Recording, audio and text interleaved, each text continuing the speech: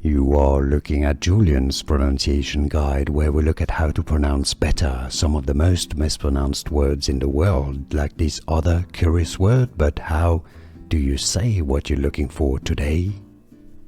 Let's learn once and for all how to pronounce this word once and for all correctly. There are two slightly different ways to pronounce it.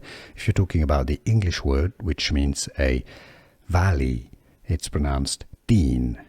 As a name, it's also Dene. Now, if it's a member of the Athabascan people in Alaska, northwestern Canada, normally has acute accents on the E's, and it's pronounced Dene, Dene, or Dene, and now you know.